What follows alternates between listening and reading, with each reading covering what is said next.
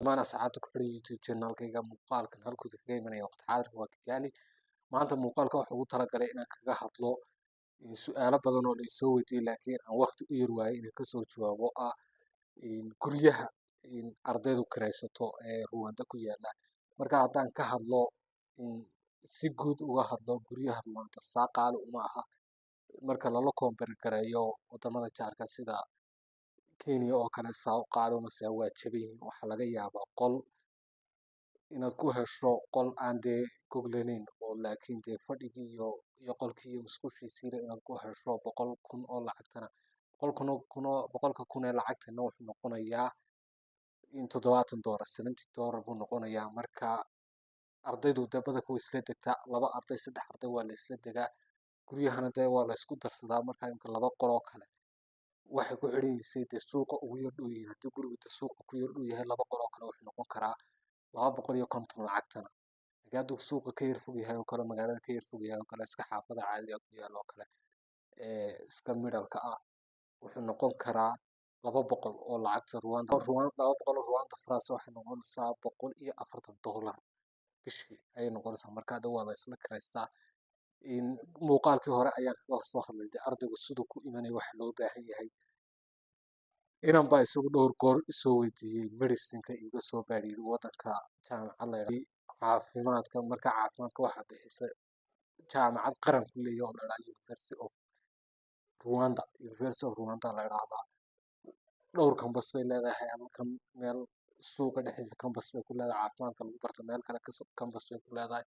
Marka wallahi taa dee caafimaadka waa qaali lacagteedu inaan halkan yimido oo isagu nursing-ka barta ayaan maalin la soo eegay taa waa qaali medicine-ku wadanka laakiin waxyaabaha kale way iska jaban yihiin.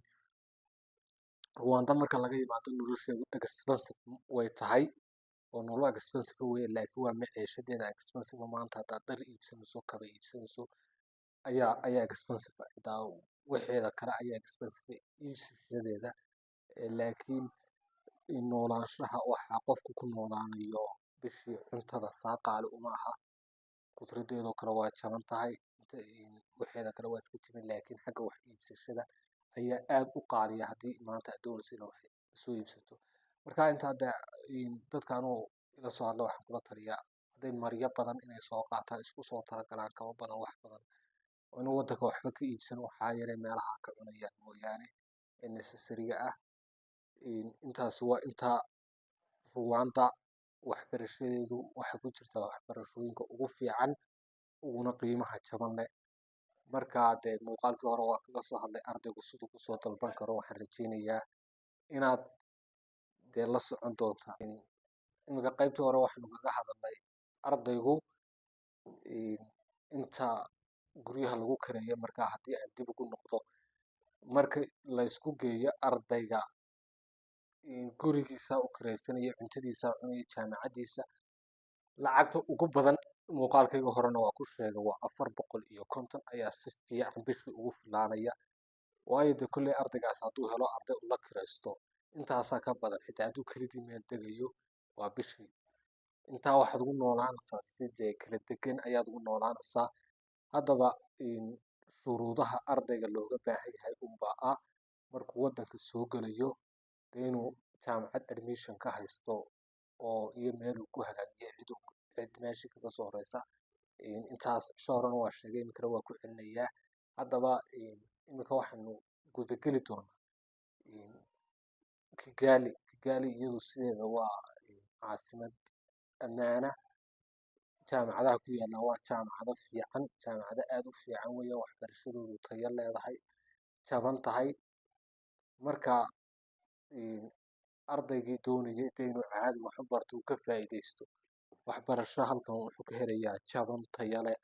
Marka waxaan odhan lahaa Kigali waa meel aad iyo aad safe u ah nolosheeduna aanay saa expensive u ahayn maciishada mooyaane nolosha kale waa iska meel dhexaad. Marka Rwandana waa wadan dee ku jira African Community wadamada imka la isku dhaha Soomaaliyana kusoo biirtay. Markaa fiisuhu markaad wadanka timaado ayaad fiisa apply garanaysaa 30 days on arrival baad haysataa macnaheedu tahay markaad airportka soo istaagtaa lagu dhufanaya 30 days entry soddonka cisho kadib bishaa kadib ayaad fiisaaga apply garanaysaa. markaa jaamacado fiican ayaa jira. jaamacad la yidhaha University of Kigali, UNILAG jaamacad la yidhaha East Africa oo university la yidhaha iyada journalism iyo tourism iyo waxa iyada lagu barto. jaamacado aad u fiican way jiraan.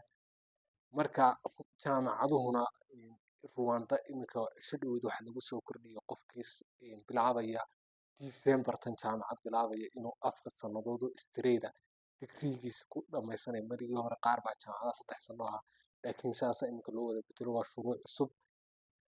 waxa kale ee jaamacaduhu ay u baahan yihiin ardayga uga baahan yihiin markuu waddanka yimaado inuu samaysto insurance.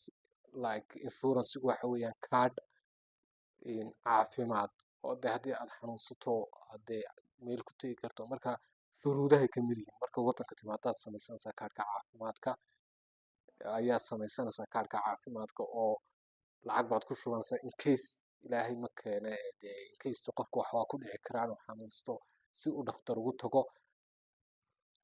haddaba intaasi waa ardaynimada iyo hawlaheeda iyo guryaheeda muuqaalkan daarayaan. muuqaalka ku xigana waxaan kaga soo hadli doonaa general ayaa Rwanda uga soo hadli doonaa oo waxaan kaga soo hadli doonaa ganacsiga Allahumma salli ala Muhammad. ganacsi noocee dee Soomaaliga uu ka furan karaa qofka Soomaaliya. iminka halkan waa maqaaxis Soomaali leedahay oo ilaa 4 sano waddanka ku taalay ayaa muuqaalka kasoo dhex samaynayaa. marka waxaan idin leeyahay arday badan ayaa isoo weydiisay waxyaabaha looga baahan yahay marka inaan ku celiyo oo muuqaal labaad ka sameeyo ayay dee ka fadhiisan weyday. waayo qofkii dee sharaxaad buu u baahan yahay, wuxuu u baahan yahay in wixii loo clarify gareeyo.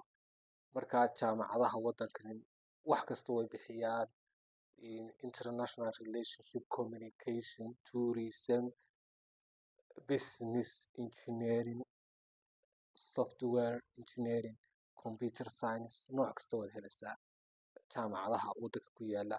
jaamacadaha tayadoodu aad u sarreysa weeyaan oo taf waa jaamacado taf ah weeyaan. marka waxaan rajaynayaa inuu muuqaalka kaga bogan doontaan.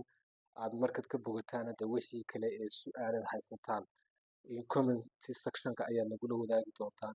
muuqaalkana waxaan rajaynayaa inaad meel dheer gaarsiisaan oo saaxiibadiin la wadaagtaan.